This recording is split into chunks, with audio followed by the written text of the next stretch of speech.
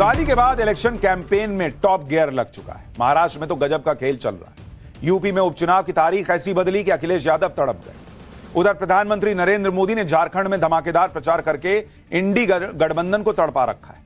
यह सब कैसे हो रहा है वो आपको बताऊंगा, लेकिन पहले देख लीजिए कि महाराष्ट्र में आज नाम वापसी के लास्ट मिनट तक कैसा कैसा खेल हुआ है।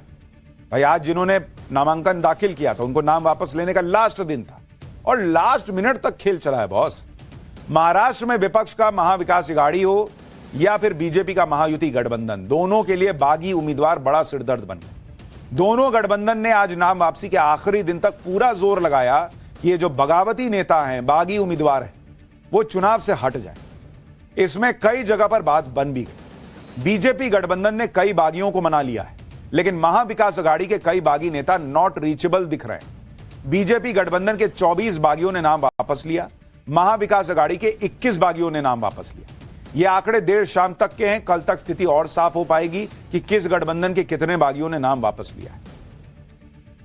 बीजेपी गठबंधन से बागी हुए नेताओं को किस तरह से मनाया गया और बागी नेताओं ने चुनाव से अपना नाम वापस कैसे लिया, इसकी खबर भी आपको बताता हूं। दरअसल बोरीवली से बीजेपी के बागी गोपाल शेट्टी ने नाम वापस लिया। टिकट नहीं मिलने से निर्दलीय नामांकन इन्होंने दाखिल कर दिया था। इसी तरह मुंबा देवी से बीजेपी के बागी अतुल शाह ने नाम वापस लिया है। मुंबा देवी से शिंदे गुट की शाइना एनसी लड़ रही हैं। अंधेरी ईस्ट से शिंदे गुट की बागी स्वीकृति शर्मा ने नाम वापस लिया। स्वीकृति शर्मा एनकाउंटर स्पेशलिस्ट प्रदीप शर्मा की पत्नी। अणुशक्ति नगर से शिंदे गुट के अविनाश राणे ने नाम वापस लिया है। यहां से अजीत पवार गुट से सना मलिक चुनाव लड़ रही हैं, जो नवाब मलिक की बेटी हैं। ये तो कुछ चर्चित नेता हैं जो टिकट नहीं मिलने से बागी हो गए थे, लेकिन बीजेपी गठबंधन ने इन सभी को मना लिया है। दूसरी तरफ महाविकास अघाड़ी के बागियों का हाल देखिए। महाविकास अघाड़ी के तीनों ही दल बागियों से परेशान हैं, लेकिन सबसे गजब का केस तो कांग्रेस के साथ हो गया। कांग्रेस के घोषित उम्मीदवार ने बागी कैंडिडेट की वजह से अपना नाम ही वापस ले लिया। यहां बागी ने नहीं, कैंडिडेट ने नाम वापस ले लिया। यह गजब की घटना कोल्हापुर में हुई। कोल्हापुर उत्तर से कांग्रेस के राजेश लाटकर को टिकट मिला था, लेकिन कांग्रेस के कई नेताओं ने राजेश लाटकर का विरोध कर दिया। इसके बाद कांग्रेस ने राजेश लाटकर का टिकट ही काट दिया। राजेश लाटकर की जगह कांग्रेस ने मधुरिमा राजे को टिकट दिया। इससे नाराज होकर राजेश लाटकर ने निर्दलीय नामांकन भर दिया। बहुत मनाने पर भी राजेश लाटकर नहीं माने और नाम वापस नहीं लिया। नाम वापस लेने का समय खत्म होने से 10 मिनट पहले मधुरिमा राजे ने नाम वापस लिया। अब कोल्हापुर उत्तर में महाविकास अघाड़ी का कोई कैंडिडेट ही नहीं है। यहां सीधा मुकाबला निर्दलीय राजेश लाटकर और बीजेपी गठबंधन के बीच होगा। मतलब कांग्रेस को सरेंडर करना पड़ गया अपने बागी के सामने। महाविकास अघाड़ी को उम्मीद थी कि बागी उम्मीदवारों को मना लिया जाएगा, लेकिन कई बागी ऐसे भी हैं जो नहीं माने और निर्दलीय चुनाव लड़ रहे हैं। जैसे अगर आप देखेंगे कि इस पार्टी में कितने बागियों ने निर्दलीय लड़ने का फैसला बनाए रखा है। शरद पवार की जो एनसीपी है उसमें 5 बागियों ने नाम वापस नहीं लिया। शिवसेना उद्धव गुट के 4 बागियों ने नाम वापस नहीं लिया। कांग्रेस के 3 बागी नेताओं ने नाम वापस नहीं लिया। यानी 12 सीटों पर महाविकास अघाड़ी के लिए मुश्किल आने वाली। बागी उम्मीदवार अपनी ही पार्टी का वोट काटेंगे और इसका फायदा बीजेपी गठबंधन को मिल सकता है। महाराष्ट्र के अलावा झारखंड विधानसभा चुनाव में क्या खेल हो रहा है वो आपको आगे बताऊंगा, लेकिन पहले जरा देखिए उत्तर प्रदेश में आज कुछ ऐसा हुआ जिससे अखिलेश यादव की टेंशन बढ़ गई। चुनाव आयोग ने यूपी उपचुनाव की तारीख ही बदल दी। पहले 13 नवंबर को 9 सीटों पर वोटिंग होनी थी, अब 20 नवंबर को 9 सीटों पर वोटिंग, यानी एक हफ्ते डेट बढ़ गई। उपचुनाव की तारीख सिर्फ उत्तर प्रदेश में नहीं बदली है, बल्कि केरल और पंजाब में भी विधानसभा उपचुनाव की तारीख बदल दी गई है। इन तीनों राज्यों में कुल 14 सीटों पर उपचुनाव हैं। अब 13 नवंबर को नहीं, 20 नवंबर को यहां पर वोट पड़ेगी। यूपी में उपचुनाव की तारीख में बदलाव क्यों हुआ, समाजवादी पार्टी हैरान परेशान हो गई। अखिलेश यादव ने कहा कि टालेंगे तो और बुरा हारेंगे। पहले मिल्कीपुर का उपचुनाव टाला, अब बाकी सीटों के उपचुनाव की तारीख। बीजेपी इतनी कमजोर कभी न थी। दिवाली और छठ की छुट्टी लेकर जो लोग यूपी आए हैं और वो उपचुनाव में बीजेपी के खिलाफ वोट डालने वाले थे, इसलिए बीजेपी ने तारीख आगे बढ़ा दी, जिससे लोगों की छुट्टी खत्म हो जाए और वो बिना वोट डाले वापस चले जाए।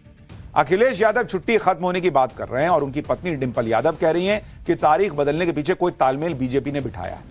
सुनिए डिंपल यादव को, फिर बताऊंगा यूपी में उपचुनाव की तारीख आखिर बदली तो बदली क्यों, लेकिन पहले डिंपल यादव को सुनिए। 20 नवंबर को चुनाव होंगे अब 13 तारीख के जगह, तो कहीं ना कहीं जहां हम लोग अच्छा कर रहे हैं और महाराष्ट्र में भी जहां समाजवादी पार्टी कुछ सीटों में चुनाव लड़ते हुए अच्छा करने का जो कार्य कर रही है, तो मुझे लगता है कहीं ना कहीं कुछ तालमेल बिठाते हुए ही यह जो डेट्स हैं ये बदली गई हैं। लेकिन आपको सच पता होना चाहिए, दरअसल यूपी में उपचुनाव की तारीखों में बदलाव क्यों किया गया, क्या यह बीजेपी के कहने पर हुआ या इसके पीछे की वजह कुछ और है। चुनाव आयोग ने उपचुनाव की तारीख बदलने के पीछे की जो वजह बताई, अब आपको वो सुनाता हूं। उपचुनाव की तारीख बदलने के लिए कांग्रेस, बीएसपी, आरएलडी और बीजेपी समेत कई पार्टियों ने पत्र लिखा था। यूपी में कार्तिक पूर्णिमा के स्नान का महत्व है, जो 15 नवंबर को होगा। इस दिन गंगा स्नान के लिए लोग 2-3 दिन पहले ही घर से निकल जाते हैं। इससे बड़ी संख्या में मतदाता वोट नहीं दे पाएंगे। इसी वजह से उपचुनाव की तारीख 13 से बदलकर 20 नवंबर की गई यूपी में।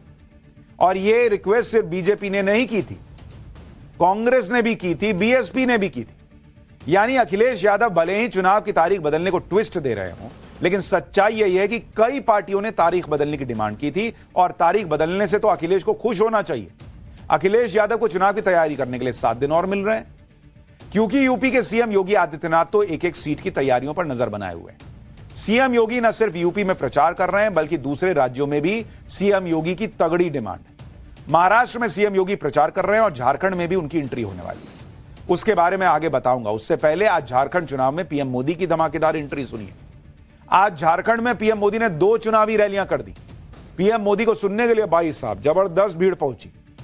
हजारों लाखों की भीड़ पीएम मोदी को देखने और सुनने के लिए आ गई थी। झारखंड की रैली में पीएम मोदी अपने पुराने अंदाज में दिखाई दिए, एकदम आक्रामक, हमलावर अंदाज, विरोधियों पर निशाना साधा। पीएम मोदी ने 2 ही रैलियों से झारखंड चुनाव का एजेंडा भी सेट कर दिया। पीएम मोदी ने झारखंड में इंडी गठबंधन की सरकार पर 5 अटैक किए। उन्होंने कहा रोटी यानी युवाओं को रोजगार नहीं दिया इस सरकार, बेटी यानी महिला सुरक्षा पर हेमंत सोरेन की सरकार फेल रही, माटी यानी झारखंड में घुसपैठियों को बसने दिया वहां पर जेएमएम की सरकार, भ्रष्टाचार, कई मंत्रियों और विधायकों पर भ्रष्टाचार का आरोप है, और परिवारवाद यानी जेएमएम, कांग्रेस, आरजेडी परिवारवादी राजनीति करते रहे झारखंड में इस बार बीजेपी की रणनीति एकदम क्लियर है और पीएम मोदी फ्रंट फुट पर आकर विरोधियों पर हमले कर रहे हैं।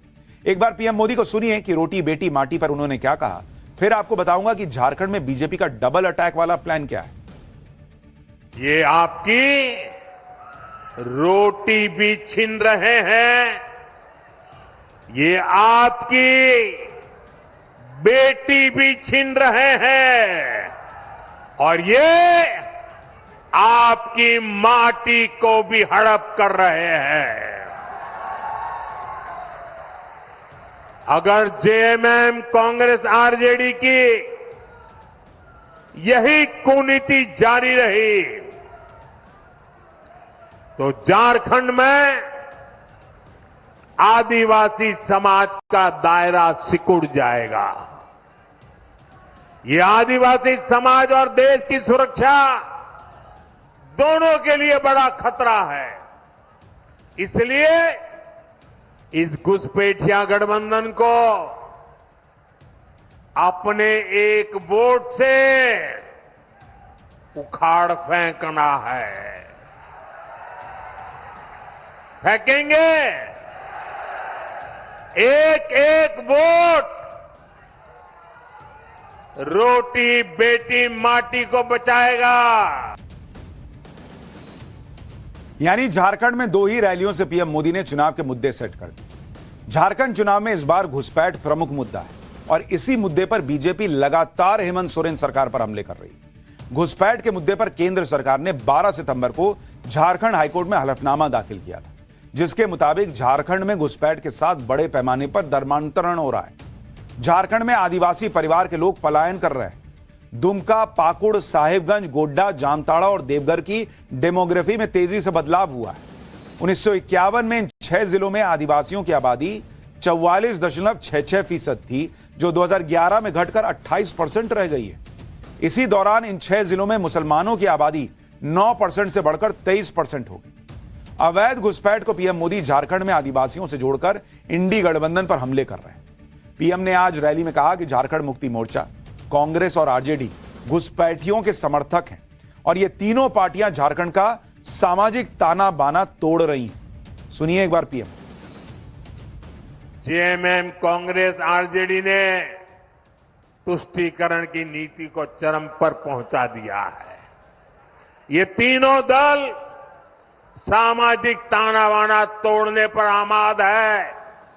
ये तीनों दल घुसपैठिया समर्थक है। बांग्लादेशी घुसपैठियों के वोट पाने के लिए ये इन घुसपैठियों को पूरे झारखंड में बसा रहे हैं। जब स्कूलों में सरस्वती वंदना तक पर रोक लगने लगे तो पता चलता है कि खतरा कितना बड़ा है। जब तीज त्योहारों में पत्थरबाजी होने लगे, माता दुर्गा को भी रोक दिया जाए, जब कर्फ्यू लगने लगे तो पता चलता है कि स्थिति कितनी खतरनाक है।